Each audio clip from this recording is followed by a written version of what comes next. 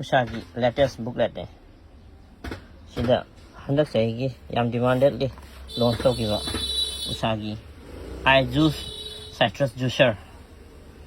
30 watt ki ngasi akhoi pawnawaja yausile mayamna khangni ko khogi manipur di komla ne champra ne yam marang kaina phangi adubu champra gi my benefits haitare ko ko summer da yam kanare dehydration tawdu su yam phai ma se adagi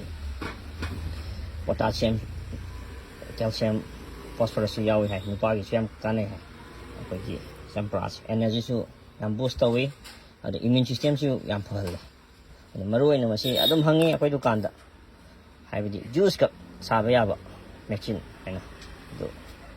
watch pick na 30 watt ki lae maman china ma gi na MRP si 2390 ni aduga akhoi gi dukan gi oina di maximum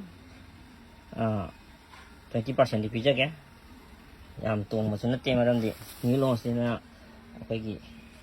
kenom se poti sile ko new launch na akhoi company na su margin yam pirakte adu poti si on tong jarabni ko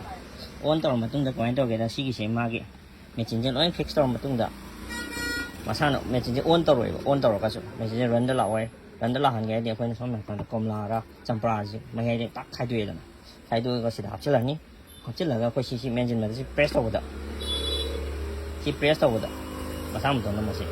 urunga khane urunga ga mai blade chin na sok do ga ma se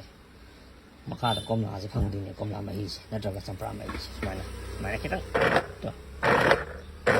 masigi ne de na khudong jam le ko komla phangau de bazar le ko swan yan jila sini akhoi ko sagi new product launch taw do MRP is 2390 and after discount 1900 swaida phang digan